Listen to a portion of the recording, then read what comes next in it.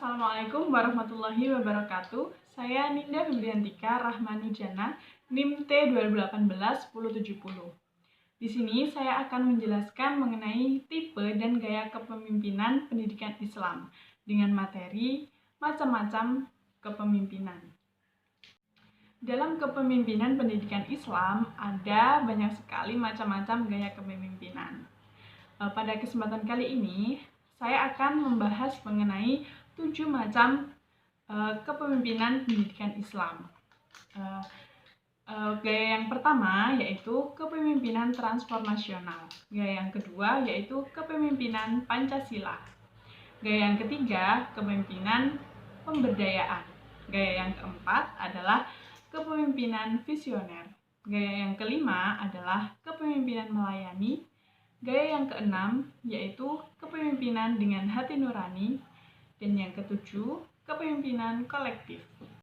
Untuk gaya kepemimpinan yang pertama yaitu kepemimpinan transformasional. Apa sih kepemimpinan transformasional itu? Jadi, kepemimpinan transformasional adalah berasal dari kata to transform yang berarti mentransformasikan atau mengubah sesuatu menjadi bentuk yang berbeda.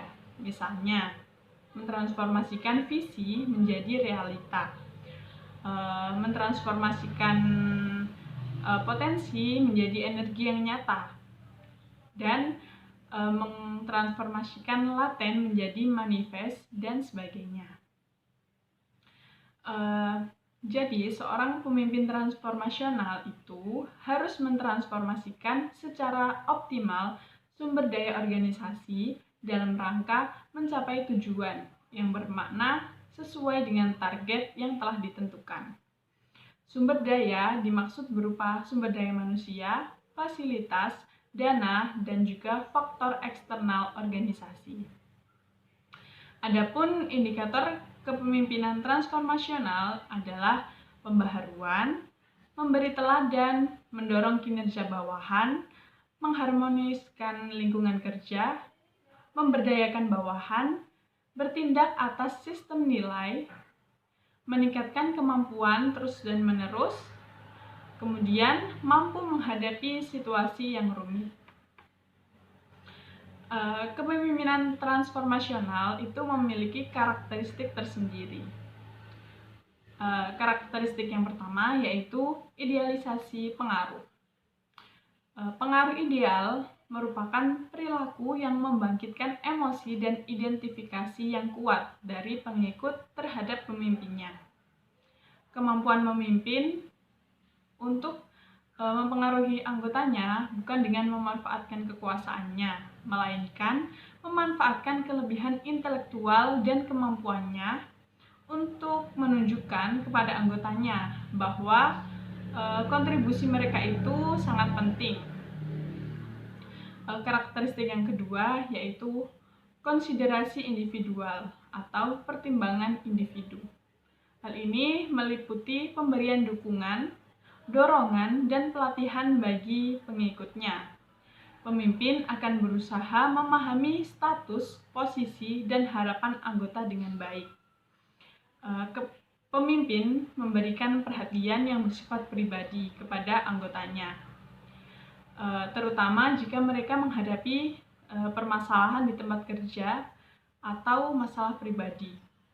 Kepedulian pribadi akan membuka hati dan mencairkan pembukuan hati anggotanya, sehingga mereka menjadi lebih terbuka dan mau berpartisipasi penuh dalam proses pencapaian nilai.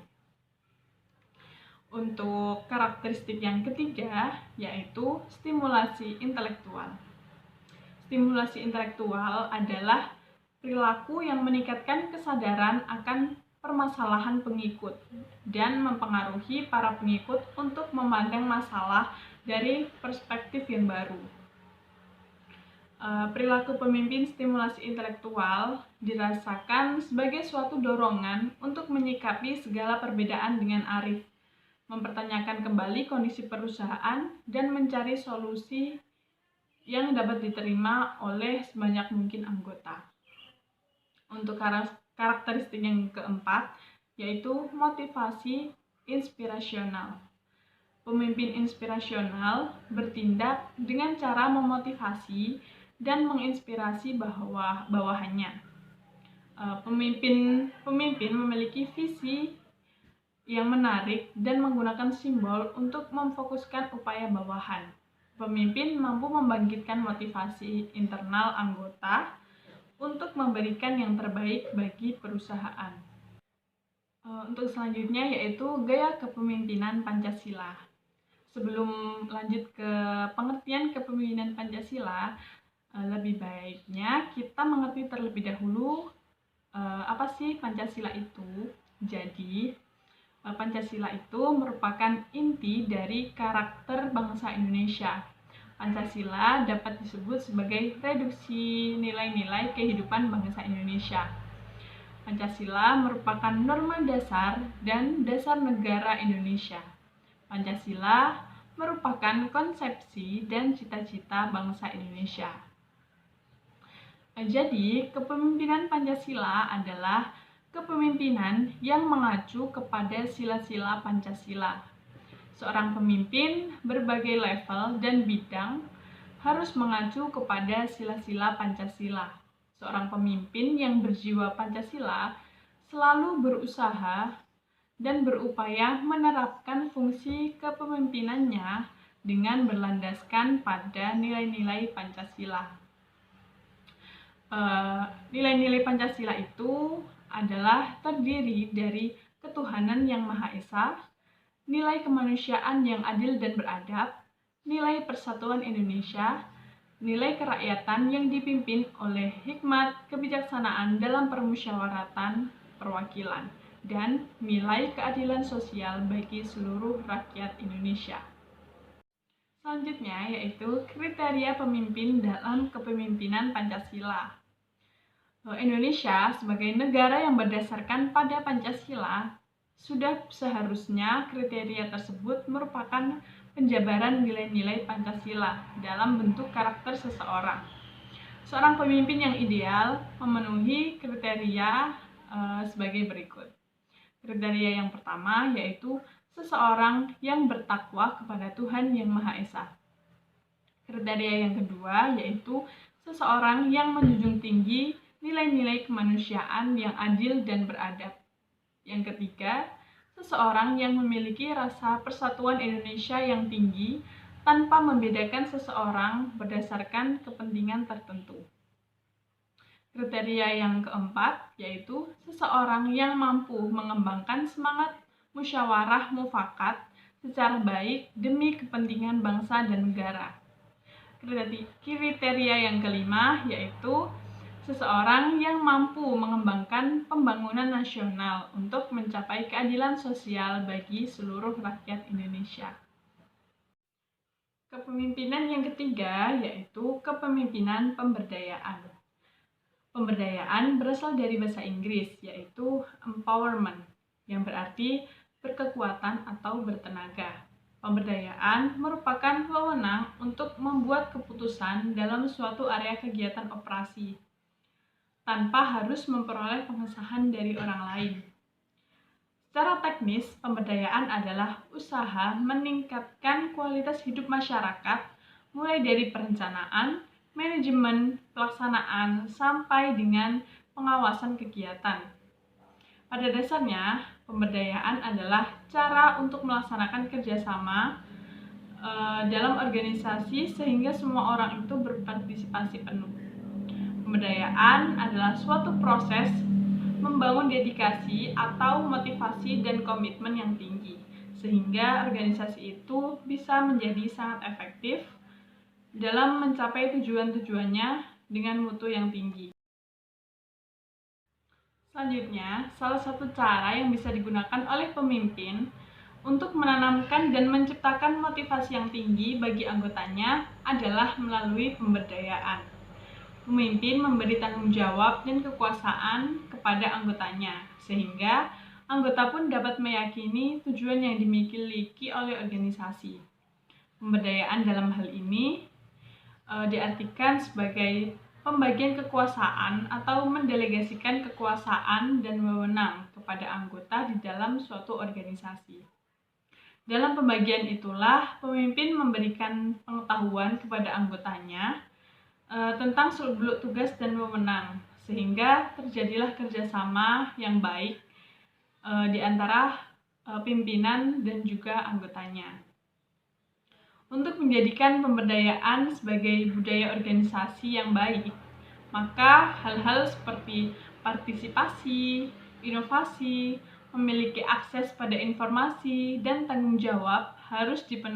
Gaya kepemimpinan yang keempat yaitu kepemimpinan visioner.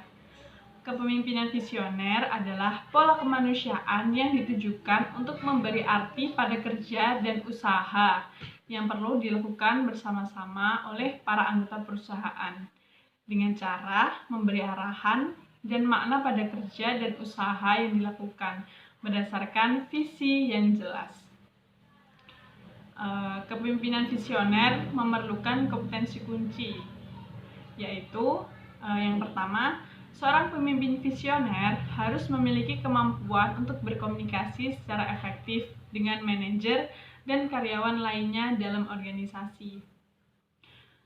Yang kedua, seorang pemimpin visioner harus memiliki lingkungan luar dan memiliki kemampuan bereaksi secara tepat atas segala ancaman dan juga sebuah peluang.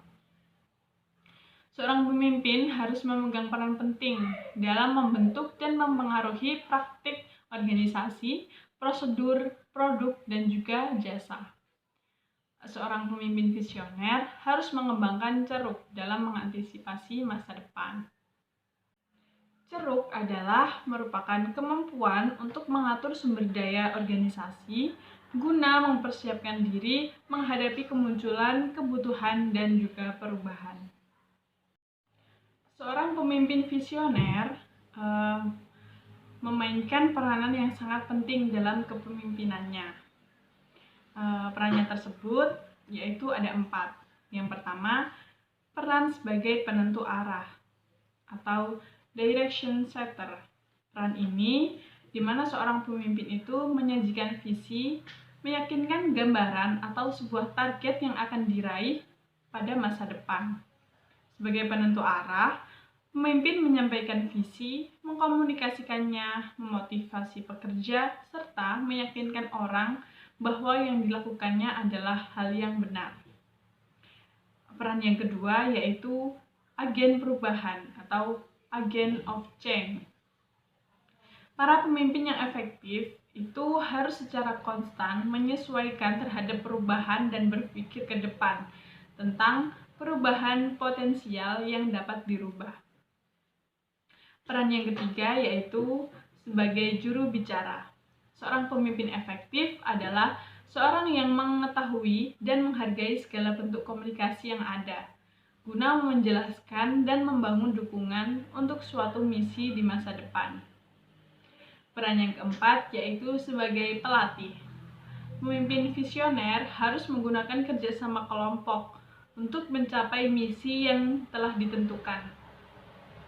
Seorang pemimpin mengoptimalkan kemampuan seluruh pemain untuk bekerja sama, mengkoordinir aktivitas atau usaha ke arah pencapaian kemenangan atau menuju pencapaian suatu visi dan misi suatu organisasi. Gaya kepemimpinan yang kelima yaitu kepemimpinan melayani. Kepemimpinan melayani adalah kepemimpinan yang mampu membuat perubahan yang besar pada pengikutnya. Perubahan tersebut berupa kesuksesan dan kemajuan pengikutnya di masa yang akan datang. Kepemimpinan yang melayani mempunyai kecenderungan lebih mengutamakan kebutuhan, kepentingan, dan juga aspirasi orang-orang yang dipimpinnya atas dirinya.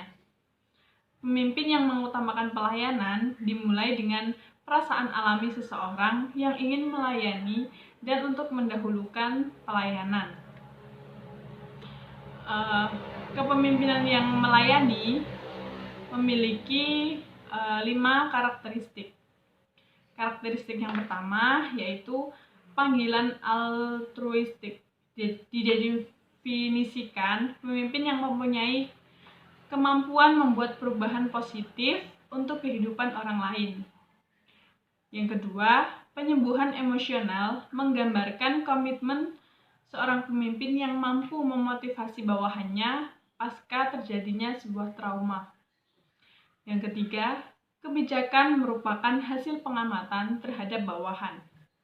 Yang keempat, pemetaan persuasif menggambarkan pemimpin yang menggunakan pertimbangan suara dalam mengambil keputusan yang memberikan gambaran meyakinkan. Yang kelima, kepengurusan organisasi menggambarkan pemimpin yang berkontribusi sosial secara positif melalui pengembangan komunitas. Gaya kepemimpinan yang keenam adalah kepemimpinan dengan hati nurani. Kepemimpinan dengan hati nurani dapat diartikan sebagai kepemimpinan yang melayani dengan kasih dan perhatian kepada mereka yang dipimpinnya. Kasih itu dapat diwujudkan dengan bentuk kepedulian akan kebutuhan, kepentingan, impian, dan harapan dari mereka yang berada pada pimpinannya.